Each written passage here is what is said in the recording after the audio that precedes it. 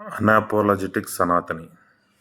అంటే దాని అర్థం ఏంటంటే, నేను నా మతాన్నో, నా విశ్వాసాన్నో నేను నమ్ముతానికి లేదా దాని ఈక్వాలిటీ నాకెక్కువొద్దు, తక్కువొద్దు. దాని ఈక్వాలిటీ కోసం నేను బతకటానికి నేను ఎవరి దగ్గర సిగ్గుపడాల్సిన అవసరమో, మొహమాట పడాల్సిన అవసరమో, లేదా సెక్యులరిజం కింద సూడో సెక్యులర్ ఏషాలేయటం ఇది అవసరం లేదని.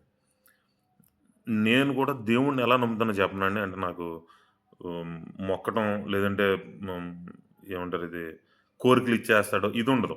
నేను ఒకసారి ఎళ్లి దేవుడికి దండం పెట్టుకున్నానంటే మనశ్శాంతి, ఫోకస్ కావాలి నాకు. అదొక మెడిటేషన్ లాగా ప్రశాంతత కోసం దండం పెట్టుకుంటాను తప్ప ఎక్స్‌పెక్టేషన్ లేదు. అది నా నమ్మకం. ఏ నమ్మకం లేనోడికి కూడా హైందవ ధర్మంలో చోటుంది. అంటే బికాజ్ అది మతంలా గాదు. అదొక వే ఆఫ్ లైఫ్. ఎవరు ఇష్ట దేవత. ఎవరికిష్టమైన దేవుడిని ఆళ్ళు నమ్మొచ్చు. ఎవరికిష్టమైన పని ఆళ్ళు జేయొచ్చు. ప్రతి ఒక్కడికి నీ ఫోకస్ ఇప్పుడు డబ్బులు సంపాదించాలని ఫోకస్ కావాలనుకున్నోడికి లక్ష్మీదేవిని దండం పెట్టుకుంటాడు. కుబేరుడికి దండం పెట్టుకుంటాడు. రూలింగ్ చేయాలనుకున్నోడు ఇంద్రుడికి దండం పెట్టుకుంటాడు. హ్మ్. హ్మ్. సిస్టమ్ ఫాలో అవ్వాలి. రాముడు. నువ్వు పొలిటికల్‌గా స్ట్రాంగ్ అవ్వాలి. కృష్ణుడు. నీకు ఫిజికల్లీ మంచి ఫిట్‌నెస్ కావాలి మనకు. కండలు పెంచాలి అది ఇది అని ఒక ఇది ఉంది. దానికి నువ్వు ఆంజనేయ స్వామికి దండం పెట్టుకుంటావు. చూడండి ఇప్పుడు జిమ్‌లో పెద్ద పెద్ద బాడీ బిల్డర్స్ ఫోటోస్ ఎలా ఉంటాయి.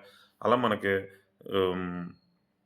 ఇందులోకొచ్చామంటే మనకి హనుమాన్ వ్యాయామశాలలోకెళ్ళామంటే, ఈ హనుమంతుడి విగ్రహం మంచి బాడీతోటి ఉంటది. ఎందుకంటే మోటివేషన్‌కి నీకు నచ్చిన దేవుడిని నువ్వు దండం పెట్టుకోవచ్చు.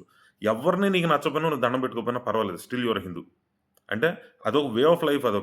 ఒక మనిషి కనిపెట్టింది కాదు కదా! కొన్ని వందల మంది ఎప్పుడు మొదలైందో కూడా తెలవదు. అందరూ కలిపి మన జియోగ్రఫికల్ కండిషన్స్‌కి, అట్మాస్ఫియర్‌కి, అక్కడున్న నేచురల్ రిసోర్సెస్‌కి, వాతావరణానికి, వర్షాలు, ఎండలో, చలి ఈటిలిని బట్టి, అక్కడున్న పళ్ళు, ఫలాలు, దొరికే వస్తువులను బట్టి నేచురల్‌గా అక్కడున్న మైన్స్ అనుకోండి, అంతే నీకు సహజ నిల్వలు, సహజంగా ప్రకృతి సిద్ధంగా దొరికే పరిస్థితులు, అక్కడ ప్రకృతి వల్ల పడే పరిస్థితులను బట్టి, అక్కడున్న కొండలు, ఫ్లాట్ ఏరియాలు, దీన్ని బట్టి నీ వస్త్రధారణ, నీ ఆహారపు అలవాట్లు, నీ జీవన విధానం, తప్పు, ఒప్పు ఇయన్నీ దాన్ని బట్టి నిర్ణయించబడ్డాయి.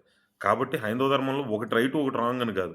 నీ నమ్మకం. పరధర్మో భయానకః అన్నారు. అంటే పక్కోడిది చెప్పిన ధర్మం నీకు నచ్చపోతే చెయ్యొద్దు. అవసరం లేదనే జెప్పింది. సో, ఇలాంటి ఒక దాంట్లో దయచేసి విషాన్ని కక్కొద్దు ఎవరును. నీకు నమ్మకం ఉన్నదాన్ని నువ్వు చేసుకుంటూ ఎళ్ళు తప్ప, ఇది తప్పు, ఇది రైటు. ఫస్ట్ ఆఫ్ ఆల్ అసలు దేశం మీద మాట్లాడితే దేశాన్ని తిడతం అనేది చాలా తప్పుడు పనిది. ఎవరైనా సరే దేశాన్ని దయచేసి ఆ దరిద్రాన్ని పిల్లలకి అలవాటు చేయకూడదు మనం. ఇవి మనం కరెక్ట్ చేసుకోవాలి. పలానా చోట మంచి ఆలోచన ఉంది. ఇలాంటి ఆలోచన మనం కూడా పెట్టాలి. 150,00,00,000 మంది ఉన్న జనాభా డైవర్సిఫైడ్‌గా ఉన్నది. ఒక భాష కాదు, ఒక వ్యవహారం కాదు. అయినా ఎదరికెళ్తుంది కదా! దాన్ని రెస్పెక్ట్ చేయండి. తిట్టొద్దు. హేట్ స్పీచ్ ఒద్దు.